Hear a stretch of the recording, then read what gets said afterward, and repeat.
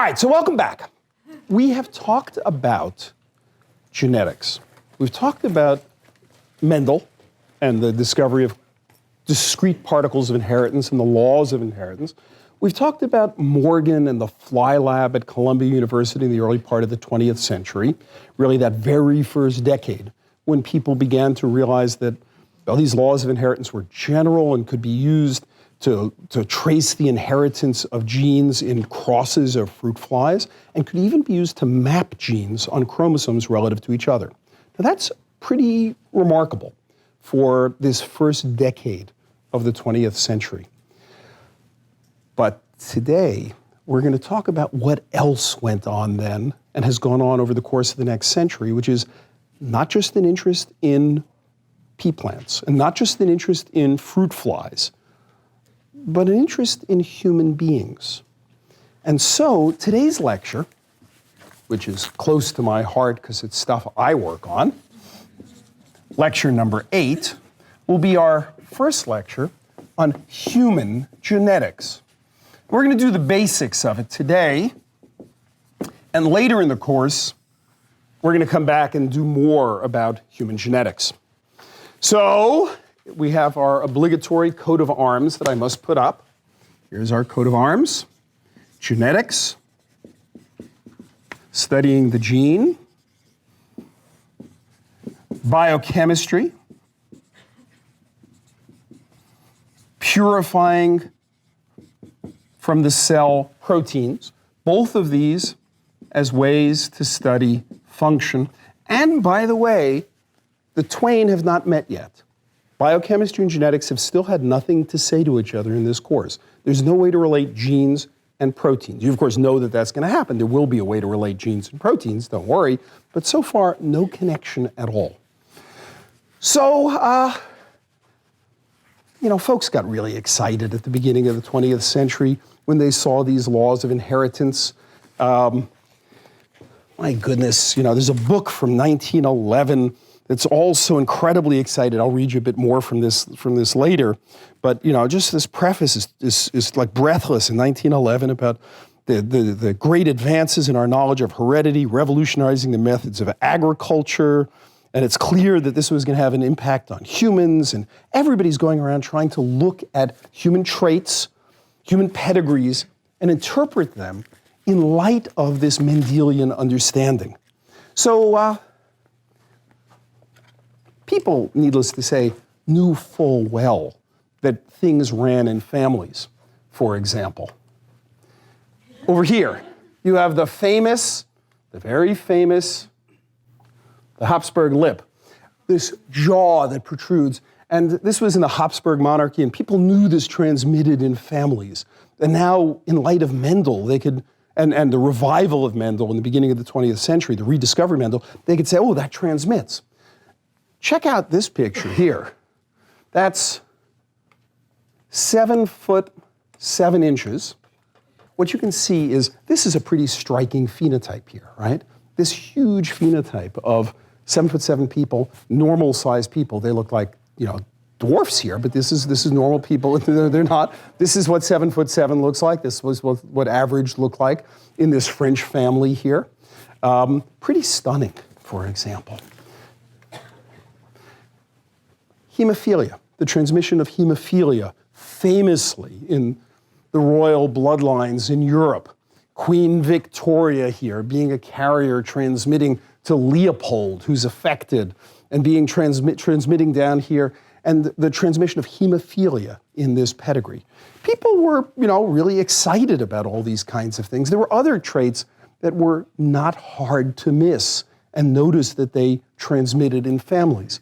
Who can figure out what's unusual here? What is it? Polydactyly, which means what? Many digits. You see, we've got pretty wonderful X-ray. Looks pretty good, except it goes 1, 2, 3, 4, 5, 6. There's an extra finger there in this polydactyly, and you can see that transmits in families here pretty beautifully. So all of these sorts of traits got people extremely excited about Mendel and human biology, and they were just as excited as they could be. It wasn't just fruit flies. So let's talk for a moment. We'll leave polydactyly up here, and let's start section 1 and ask, when you look at pedigrees, not fruit flies in a vial, but when you look at pedigrees, what do you look for to tell whether a trait has a particular type of inheritance? Dominant inheritance, recessive inheritance, X-linked inheritance. Let's see if we can look at some of these pedigrees and enumerate some of these rules. So section 1, let's take a look at sex-linked inheritance. And by sex-linked, we really mean X-linked, due to mutations on the X chromosome. And to be specific, we really mean that these phenotypes are recessive phenotypes, in that if you have a normal copy, we'll call it a wild type copy, but for human beings, you often don't say wild type, you just call it normal. And you have a mutant copy, the heterozygote would have a normal phenotype. So it's a recessive trait. But what's unusual about males is males only have one X chromosome, and they have this crummy little Y chromosome that doesn't accomplish much other than it actually does make them male. And because it doesn't have the matching genes for a lot of these things, males only have one copy, and if they carry a mutant allele, they will show the phenotype. So let's take a look, part A, at a pedigree. I'm just going to draw a very simple pedigree here and see if we can enumerate the sorts of features that we would see. Let's say, for this trait, dad is affected and mom is unaffected. Oh, already, males are squares, females are circles, lines connecting them are marriages. Okay, then let's say that they have a daughter and they have a son. Do we expect either of them to be affected? Well, will the son be affected? Where does the son get his X chromosome?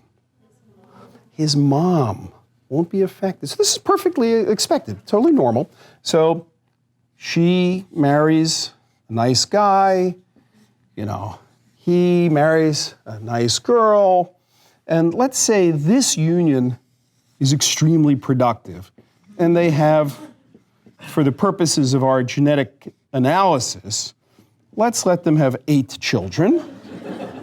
Okay, this didn't used to be such an unusual number. It's a rather large family today.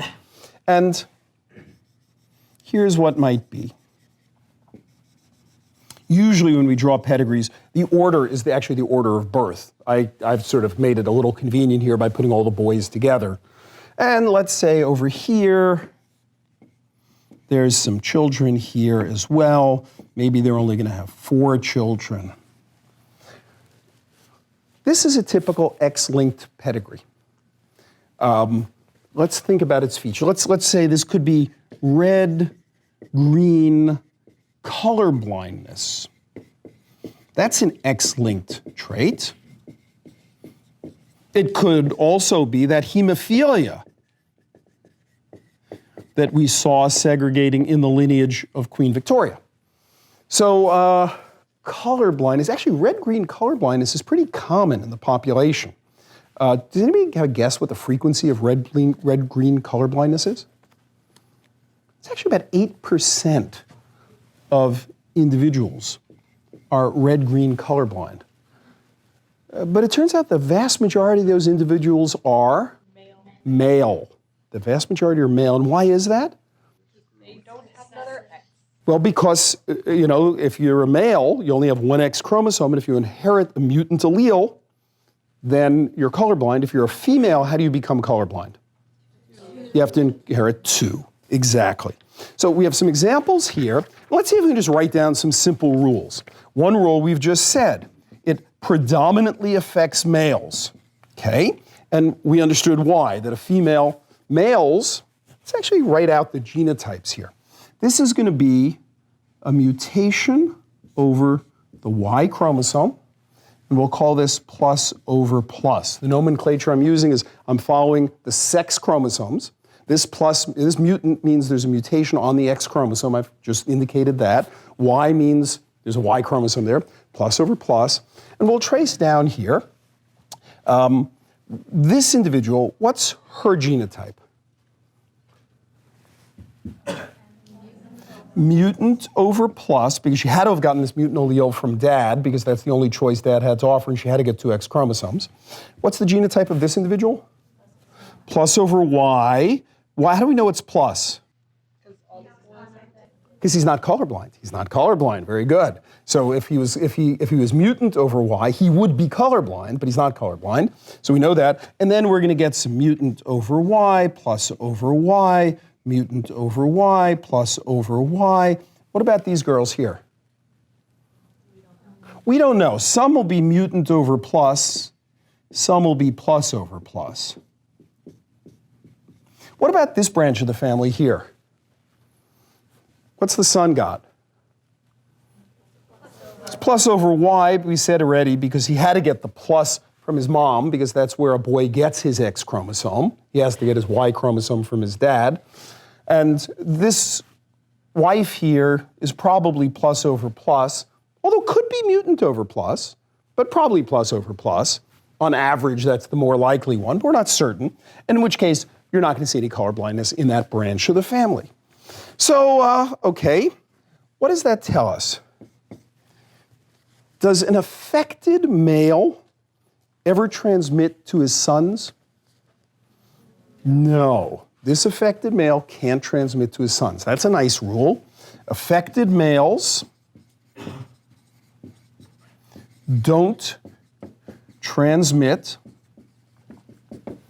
to their sons. Good. What else have we got? There's something I hate, which is people say the trait skips a generation.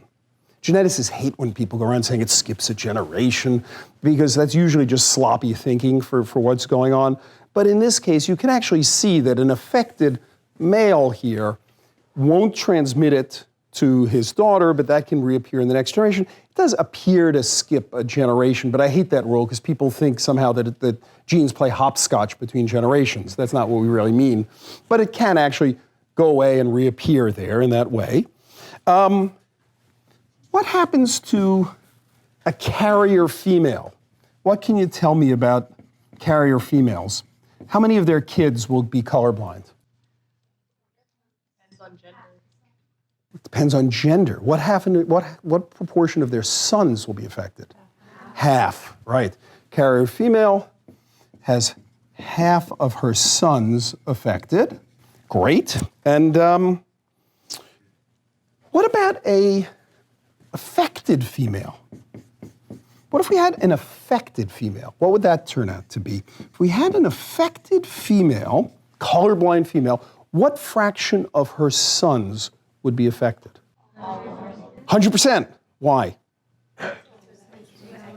Because if she's affected, she's homozygous, right? She's got to be mutant over mutant, and so has 100% of sons affected.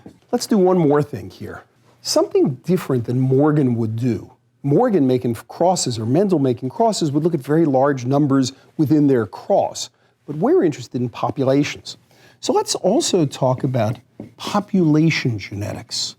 By population genetics here, I'm going to mean just a very simple thing. There are a lot of complicated things you can mean about population genetics.